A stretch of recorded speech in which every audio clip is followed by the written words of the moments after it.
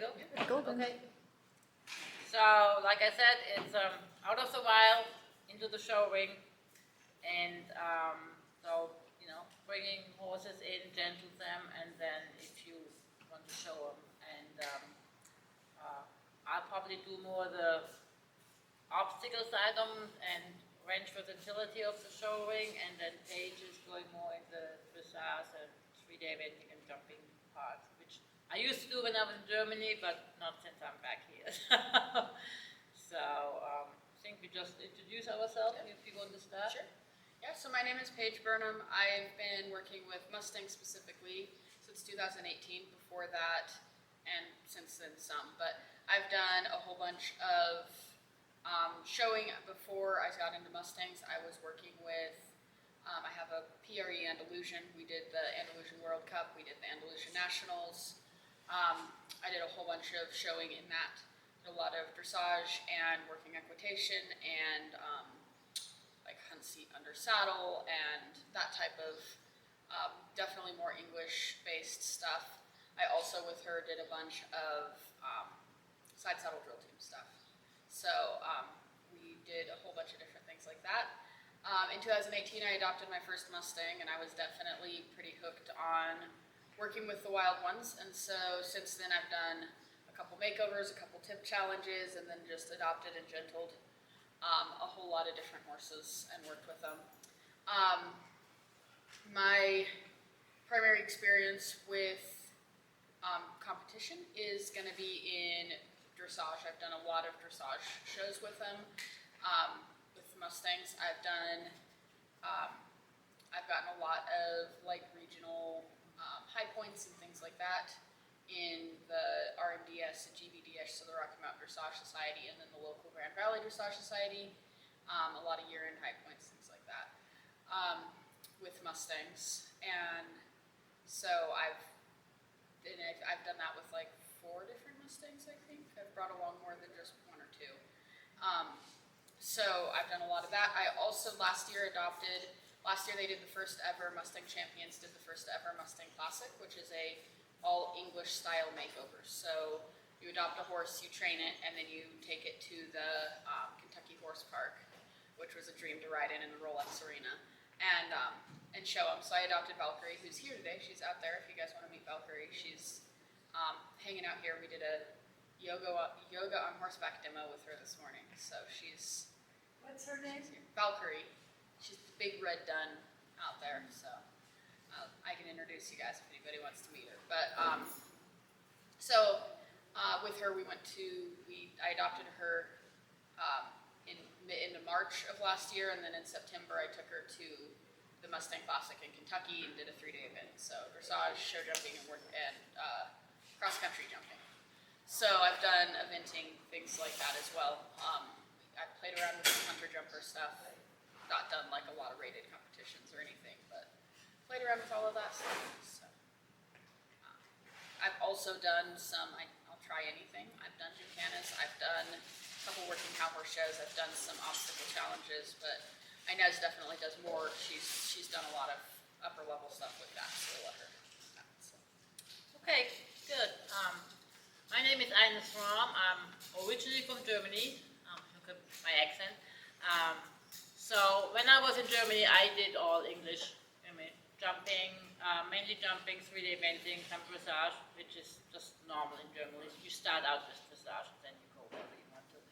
And then I came over here in 1999, I think it was, to America, and kind of stayed here, went back and forth, but finally came here and started working back with horses. And when I came to the Grand Junction area, I live in Parachute, Colorado now, I started to meet the club friends of the Mustang, and I got my first Mustang, which wasn't one out of the wild. I mean, he was out of the wild, but when I got him, he was actually a BLM horse.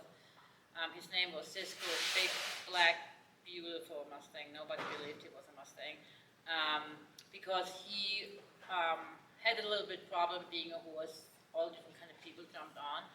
And so everybody decided I can have him, so it was great. And so I took him around mainly to expos and stuff like this. I really didn't show him just to show off what Mustang can do. I did flags with him and, national anthems and this.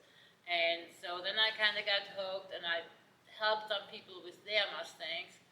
And then I got my first two out of the wild, and that was 17 years ago, because he's 19 now.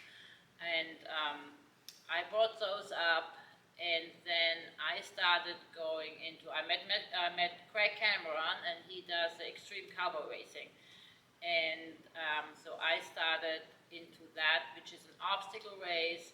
It has patterns in there too, so you do flying lead changes or other kind of patterns. It's not just obstacles, it's other things too, which I really liked. So the horsemanship comes into, and I brought drifter and wall paint into that, and then I got another Mustang from another trainer who had some problems, and I was looking for a project, and so I got him too, and with all three of those, the first year I started introducing them into the extreme cover race. I actually qualified with, well, actually the first year I only had two. I only had drifter at Maverick. I qualified for the world in Texas, and we went there, and it was a very different experience. They did good. We didn't disqualified. We didn't place very high either, but we were in the midfield, which was, I was like, wow, And then the next 3 years, I brought wall paint along too, and we went to the world the next 3 years too, which we got into the final 10s one time with Maverick, and then I had actually two other girls riding him, youth. They got in the top 10, and with Red, which was my other horse, Jordan the Mustang. But, and then I got Mustang Sally from, another Mustang, there's a name, from the Fort Collins Mustang makeover, and nobody adopted her, and I was there with Drifter, one of my Mustangs, and I didn't want her to go back into holding. And so they said, okay, you can take that horse home free, which, the adoption fee is the last amount you pay on a horse, really, And so I took her home, and I thought I'd give her away to somebody, and then I started playing, because I didn't especially like her. But when I started playing with her at home, and she wasn't so high-strung, it's a lot for those horses when they go to the Mustang makeovers. You probably know that. They're at home, and all of a sudden they come into the arena, and there's all those energy from those people staring at them, all those other horses there. It's a pretty electric area, And the horse who's a little bit more up anyway, they definitely can be like, holy moly, what's going on here, So, but when I took her home, and then when I started playing with her just online on my obstacle course, I really fell in love with her, because she walked up to every obstacle I had there. She kind of looked, and I let her look and just let her think, and then she would just walk over it, through it, under it, whatever it was. She would never rush. And that's when she sold herself to me. So I thought, oh no, I'm not going to find somebody else for her. I'm going to keep her, And I did 1 year of the Extreme Cowboy Race, took her that year to the world too. That was the last year I actually went to the world. But I just rode her for training. I didn't race her hard. I didn't, I really I just want you to be solid and have fun doing that. And but she did good. She did every obstacle there was, so she did really good. And then I went with her into doing more range horse versatility, which includes cows, cutting, obstacle course, reining pattern. One time we had a barrel race, which was very interesting, because it was our first barrel race for both of us. So yeah, though that's pretty much where I came from, and the horses I brought up, the Mustangs I brought up from the wild. Now Sally was already ridden, when I got her, but she was very high-strung. You couldn't really, when you got on her or off her, you had to be quick, because she would go like, going. So she never bucked or anything, but she was definitely not, she didn't feel safe, and she was definitely able to calm herself down. So she was a very go-y horse at the beginning when I got her. So, yeah. Any questions to that? So, yeah, so there's no questions. What I found out with the Mustangs, the one I trained, is that you really need to spend a lot of time in the gentling part to get them to feel safe in the environment with you, with themselves actually, so they can actually, if something happens, because it's like in the extreme cowboy race, you cannot train your horse in every obstacle. I mean, they came up with bridges you had to go on and they were sliding, and bridges they would go on, they were going up and down, and then all of a sudden there was somebody you had to, like, they put like, it's not a high fire, but they put fire underneath. I mean, you can just not train everything they came up with. So your horse has to really feel safe with you and feel safe with himself and go there, you know. And so that's what I found out. You really have to get the gentling part, the having your horse feel safe with you, with themselves, in themselves, and confident. And from then on, if you spend your time with that, you spend a little bit more time, then that's a big plus for you. Because I did that with one horse, with War Paint, my big paint I got here from the book list. He was a very obedient horse, what I call a white brain introvert. So I had to hold on him day 3 and let him around, and you know, he would just do stuff. So, and I didn't know enough at that time, and I just pushed him over thresholds which I didn't know they were there because he was so obedient.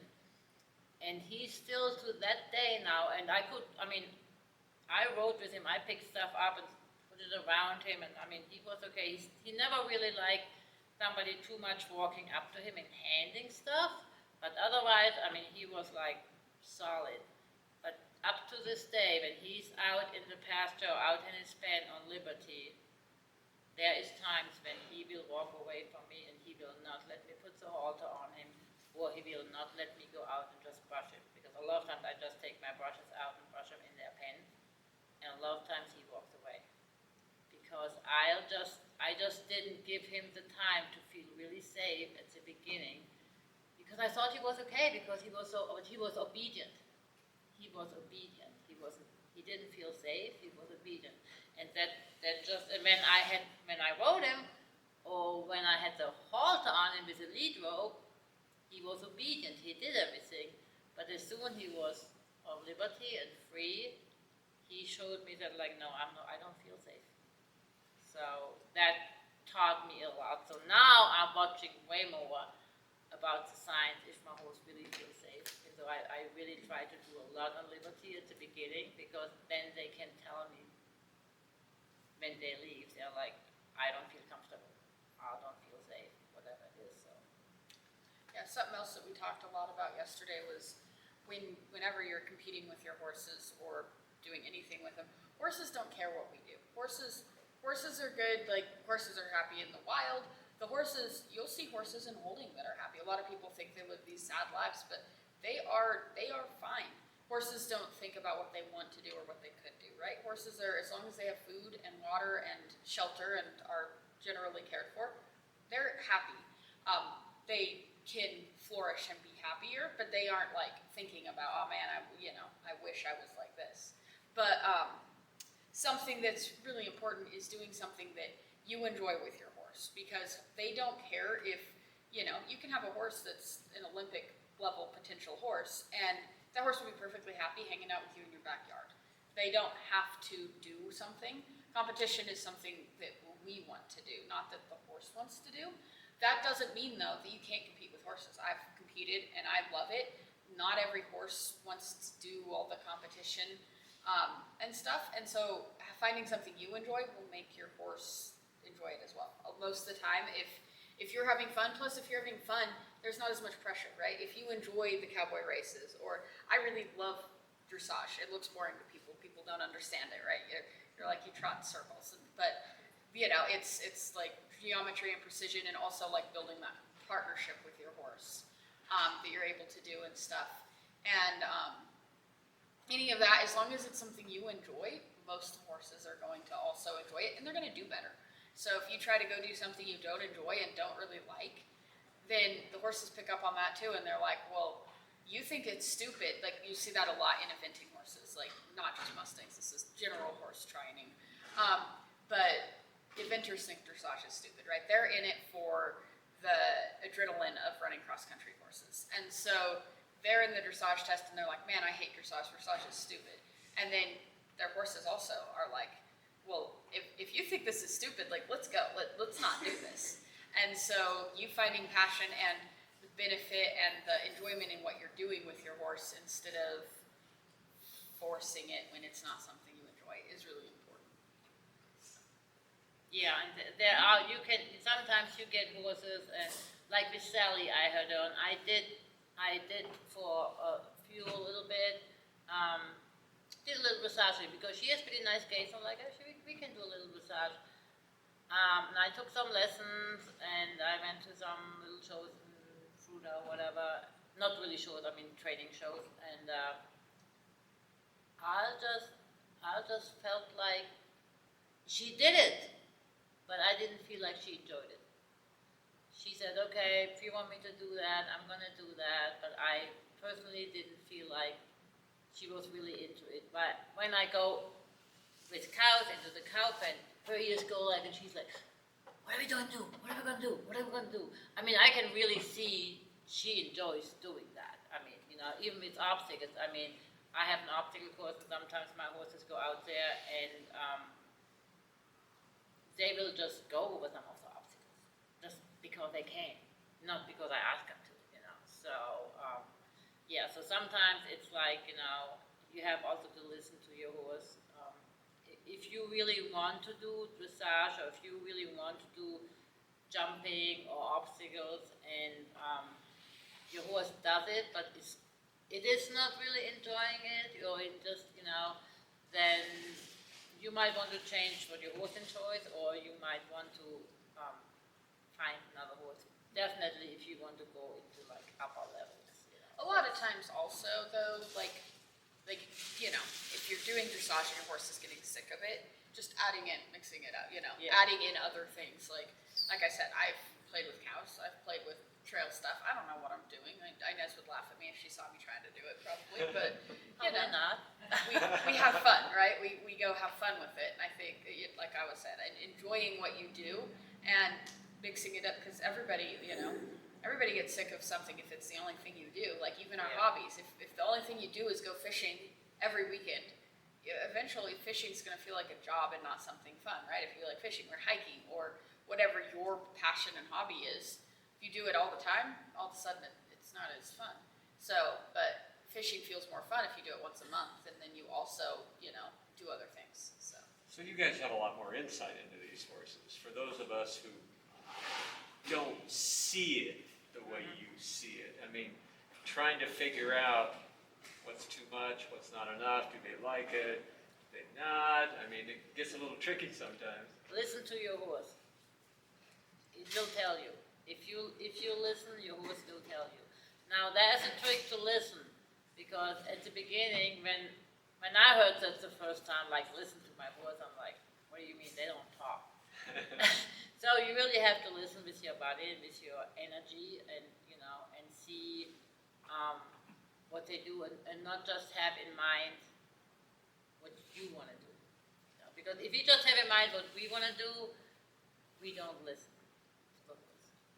That just doesn't work together, So. And the other thing is trying lots of things, and you'll find like, oh, well, when we do this, the horse is like so happy and outgoing and wants to do it. And like arena work, a lot of people, their horses don't like arena work. Usually that's because they do their arena work wrong.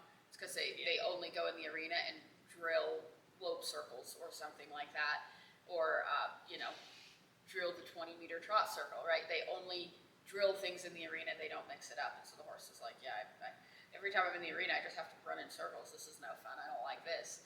But there is something to that too. That trying different things, and you'll know. Like You'll know when your horse is, you know, oh yeah, this is fun, and I don't care for this as much and stuff. So Yeah, it's really when you go out there and you can start feeling if your horse enjoys something or not.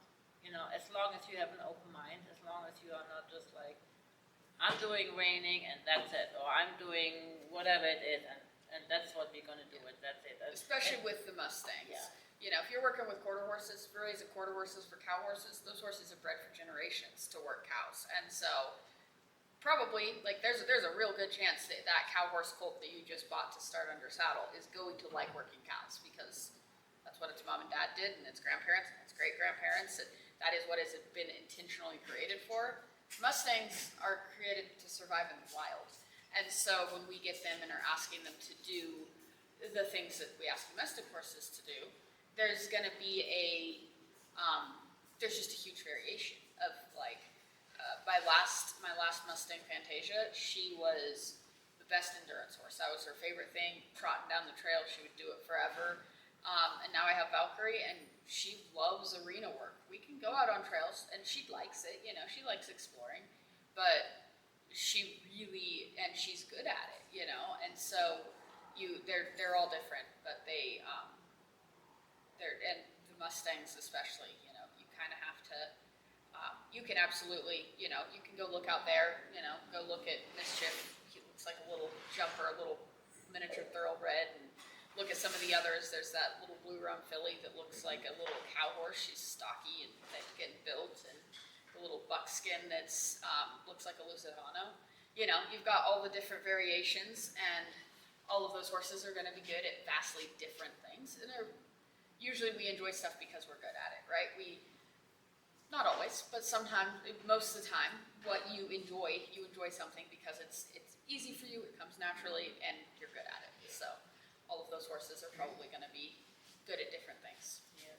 And I think what's very important with all horses, and you said it, is about cross training, and I say, I mean, they were born in the wild, so they know trail. That's what they were born with. That's what they are good at. I have not ridden a Mustang out on a trail where I ever was afraid that he would do stupid stuff or would trip or not that they don't trip sometimes, but you know, because that's where they're born. I mean, that's what they know. So I think it's really important, and it doesn't matter what you want to do in the showring, but is as a cross train to go out, and I sometimes just hike with my horses. I don't even ride them. I just go out and I hike with them, or I take them out but I ride on the trail quite a bit anyway. But I think it's really important for them to go and do that kind of cross training, to go out where they can just relax and ride on a long way, you know, and just go down the trail and up and down a hill and do what they were born to do and what they did till you got them or till they got rounded up or whatever, you know. Yeah. And that's something that the Western people have gotten down a whole lot better than the English people. But a lot of, like, I mean, if you go to a dressage show, it's quiet, right? There's no noise, like everything, it's like, it feels tense, the whole atmosphere, because it's so quiet, like you can hear a pin drop. And so if something happens, a lot of dressage horses are really spooky. This is not Mustangs, this is, in general, a lot of dressage horses, they only work in that, 20 by 60 meter arena. And so anything happens or changes, or the last show we were at, it was hailing. It was hailing so hard, and the horse that was supposed to go in before us could not handle walking through the rain. And they were like, two people were going to help me walk my horse in. I was like, no, Valkyrie's a Mustang. I think she can handle walking through the rain into the arena. And so, but cross training is really, it helps with it helps them be able to be prepared for the unexpected. Because if we only train them in this like completely sterile environment where it's quiet and there's no distractions, that's awesome. They can do things when it's quiet and there's no distractions. But as soon as one thing changes, the manure fork is set in a different corner or anything like that, all of a sudden it's, oh my gosh, something changed, this is different. So getting them out on trails where you have zero control if a deer is going to jump out in front of you, or what the weather's gonna do or things like that is really helpful. Yeah, that's why I always think it's like really, with every horse, but with Mustangs is when you start out your training at the beginning to get them where they can self-regulate themselves. So get them in different situations or different places before you even start thinking about what. It's like the basic training. What you want to do, if you want to do dressage, if you want to go into car, whatever it is, do your basic training where they can self-regulate themselves, where they are not afraid of a top or umbrella or, a loud noise or whatever it is. Because when you go into the showring, it will happen. And I know, I was working in a high-level dressage stable in Germany. I didn't show it that time anymore, but my boss showed up to Grand Prix. And yeah, if there was somebody with an umbrella, people were like, don't hold your umbrella now. Like, it was like, and it was normal for me at that time, and now it's like somebody comes up and my horse does something, and because they do something, like, no, keep on doing it. Yeah. Till he kind of is okay with it, and then you can stop. So it totally changes. But all my horses, when I think back to when I was in Germany, and now, I showed a lot, but I was like, well, I'm pretty lucky that I'm still alive. and they weren't bad, because even in Germany, I rode on the trail a lot, because I did 3-day eventing, so you have to go out and do stuff, but still, I never did this big, kind of like, gentling with horses, which in the Mustangs, So they can, before I even go anywhere, they can kind of like feel safe, So that's and that's really important if you want to take your horse in the showing later on. Like she said, if things will come up, and then if your horse explodes, like, well, there goes your show, Yeah, So, like Inez was saying before, a lot of it all circles back to like those first moments of gentling. I don't know if any of you guys were here when I was working Topaz, the little yearling I'm working with for the Mustang Summit. But this morning I had a whole bunch of silks I hung on the fence, and I had a ball in the arena because I was just like she said, like, and I said, this horse has, he's got the best, like he's got a cute uphill canter, he's got suspension in his trot. I would make that horse a dressage horse if I was going to take him home. And I said to the people, I was like, this dude's going to go to the Olympics, and at the Olympics there's going to be banners, and he's probably not actually going to go to the Olympics, but he has to be able to handle that. If he's going to do anything, he's got to handle flapping things. He kind of spooked at the things I had hung on the fence, and I said, no, stop, and by the end of it he was trying to put his head under him, so he wasn't too scared. But all of those things are, just introducing him to things is the very beginnings of gentling is what helps create a solid horse to go into the show ring with. yeah, and I think a lot of times it's us too, or people, humans, because oh man, there's a bag, and oh man, there's this one. So we actually tell the horse there's something to spook it, because they can feel our energy. If you ride along the trail and there comes a bag flying up, and we go like, shit, the bag. Our horse goes, oh shit, what's going on? What is it, And then we already set it up, and I still remember one time with it wasn't a Mustang, but it was my young mare I had out, and I rode in my indoor arena, and it's like a cover wall, and it was in the spring, but there was snow on it, and the snow started coming down, and I was just like, oh shit, and she just went on. She didn't even do anything, even with me like going like, oh no, because I thought she was just gonna take off and back or whatever. And she didn't care. She didn't care a bit. But if that would have been another horse who would have been more receptive to my energy, it might have run off, but not because it was afraid of the stuff coming on, because it was afraid of my energy going like this. So we really have to be able to, get our energy under control when we are with horses. It doesn't matter if we are on the ground or if we're riding them. So be able to completely be non-reactive to everything going on around you is really important. I saw a thing once that said, 90% of horse riding is taking turns freaking out, except it's never your turn. So, That's a good one. you always have to manage whatever the horse throws at you. You say, okay, I guess that's what we're dealing with now. Yeah. And just keep going, you know? Something shows up, you're like, hey, look, there's a plastic bag. We're going to have to go past it. But no, don't tense up. Don't. And it's hard when you're not, like, I had a horse that taught me that. I have an Andalusian, my Andalusian. And I went through so many shows and so many things feeling embarrassed and frustrated and upset and coming out of the show ring in tears. The World Show, we had a show that every time after the Ford shoot here, the entire time, at the World Show with cameras on.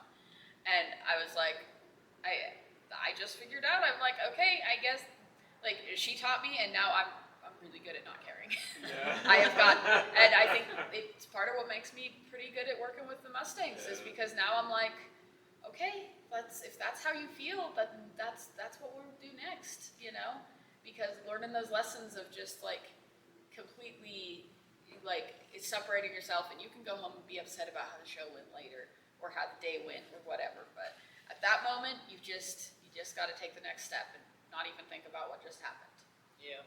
And that's really important in the showing, and glad you mentioned that, because when I did the obstacle challenges, you know, and like I said, I had youth riding my horses too, and I always told them, you know what, you ride every obstacle as an obstacle. If one doesn't work, don't take it with you, because if you get upset here, and the next obstacle will be right there, and if you get upset and you're still upset at that obstacle, your horse will feel it, you know.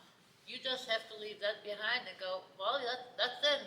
Let's go to the next one, you know, and not get upset. And then later on, when you come out, you can go over your ride and you can think about it like, oh, I should have done this and I should have done that or whatever. Yeah, you know, but there you're just like, well, I guess that's going to be a 0. I'm going to go on to the next one, and you know, it's the same thing with jumping or whatever. You know, if you're thinking about, oh man, we messed up that one, and you know, we had that refusal. We've only got one more refusal left. Guess what your horse is going to do? The next fence, they're going to stop. Yeah. But if you just say, okay, well, you know, that fence was a no. We're going to keep going. You know, we got going. We're going again, and you just ride it like it never happened. And then, like I said, then you can review. You know, go back through everything, review it, figure out where your holes are in your training, how to fix it, how to do better next time, because that's always our goal. But in that moment, it's your job to just keep going. Yeah. So. And you know, I mean, it's fun. I mean, I did like showing, and not because I'm so competitive, but it shows me when you take your horse away from home, because your horse can be like the sweetest horse and does everything at home, and you go in another environment with other horses, with things happening, you know.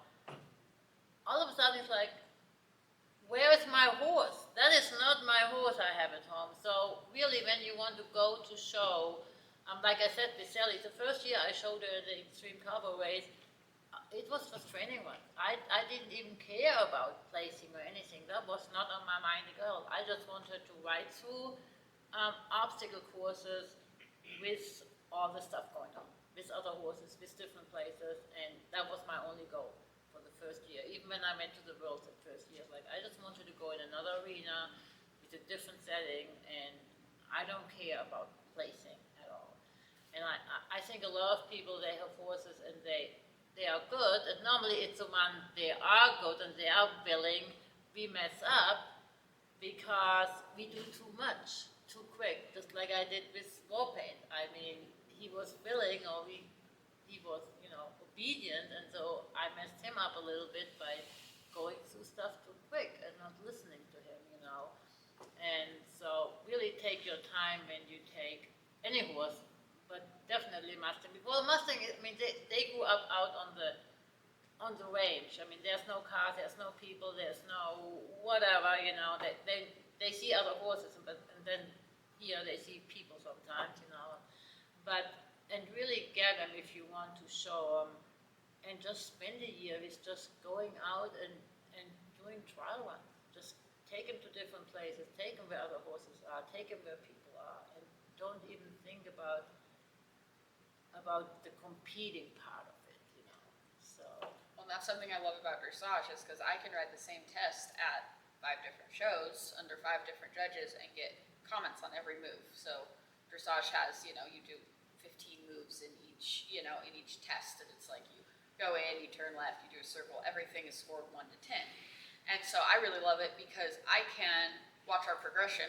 Hopefully it's positive progression, right? Like if training is going well and everything, you can watch your progression and also look through notes, and it is like it just helps guide your training. That's kind of how I use shows. I love showing. It's fun. It's fun to show off the horses, especially with the Mustangs, because I also love helping fix a lot of people have negative opinions of Mustangs, get more people interested in adopting and things like that. But I also love it because it's my, we go to a different place that's not at home, and how can we handle ourselves? What do we do? And then I can enter the next show 6, 8 weeks later and have tried to improve the things. And, you have different judges have different things they like. One judge sometimes he seems opposite, right? One time you're at his thing and the judge says you're, trying to remember what it was, the first show of the year. My hands were too high. My hands were too wide. I was riding a baby. I was like, that's fine. Like every judge has a different thing. Next judge, my hands were too narrow. So, they are just all opinions. I was trying to fix it. I was like, make sure I keep my hands together. The next judge, I got the comment, relax your hands. I'm like, okay. Find the right bit between this and this. Yeah. But it's, it's And just all. judges are only people. Too. Exactly. And they're all, it's their opinion of, you're paying them for an opinion on that day from that one person. So just because they say something doesn't mean it's the absolute truth, but it absolutely helps guide your training. Are there other questions? Well, I don't know if there's anything else I have to add to that. I cannot figure something out right now. I have one question. Yeah. I just got here. So, what do you guys think about, what's your opinion on Mustangs in higher performance stuff and how much, quote, maintenance they require to stay sound versus a domesticated horse? How do you think that they hold up over time for performance animals versus domesticated horses? I really don't know. I didn't show in higher level stuff. I mean, I went to the world, but it's still an obstacle race, and the jumps might be a little bit higher in the pro division than in the novice and stuff like this. But it's not like I go to high jumping or. I would think if you do the right training with them, which means cross training. Right. I personally would think the Mustangs hold up better than the domestic horses, just because of their upbringing. Because a lot of domestic horses, from the time when they are born, they are on a flat pasture. Hopefully they have some room to run around, but it might be limited to, they're in stalls where the Mustangs are out, going up and down hills. So they're right from the beginning, their whole body is trained different than a domestic horse. But I don't know, but that's just what came to my mind. From what I've seen of Cobra and when Elsa Wallace's eventing Mustang, they've had long careers. I think that Cobra was doing Grand Prix dressage at 18, which is remarkable. Grand Prix dressage horses that is not that all of them, but a lot of horses that compete Grand Prix for a couple years, and then their joints start getting messed up and stuff. I haven't heard of those horses needing joint injections and things like that. I also haven't looked or asked, so I can't give you a firm answer on that. But like Inez was saying, their whole bodies are built to last, right? They're built to last in the wild, and so they hold up really well. I mean, they hold up certainly for trail and endurance. That's where there's the most. Mustangs have had there was a few different years that Mustangs had, aside from Arabians, because Arabians are absolute endurance athletes. But Mustangs had the highest finish percentage in the Tevis Cup for several years in a row. Highest conditioning And, source. yep, there's been several years, I think it was 2 years ago, that there was a Mustang that won the Hagen Cup, which is the cup for the horse that after riding 100 miles in 24 hours was in the best condition out of all of the horses in the competition. And so that's a pretty good test on, and endurance, I mean, they do a lot of electrolyte work and, liniments, and it's all about keeping your horse sound. That's kind of the whole goal of endurance, is being able to ride that far and keep your horse sound, keep their heart rate low, all of those things.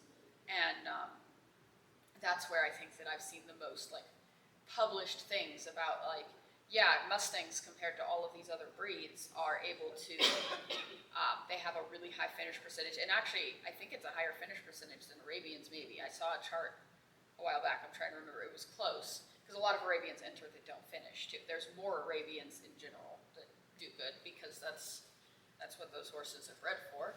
It's like entering something else in a thoroughbred race, right? There's going to be a lot of thoroughbreds that do well. But the Mustangs had a very high, from the number of Mustangs that entered the show to the race to the number of Mustangs that finished that 100-mile mountain ride, was a high percentage. So. Any other questions? So get out in the dock is what you're saying. Yeah. That's Thank right. you guys Go for out to coming. the dump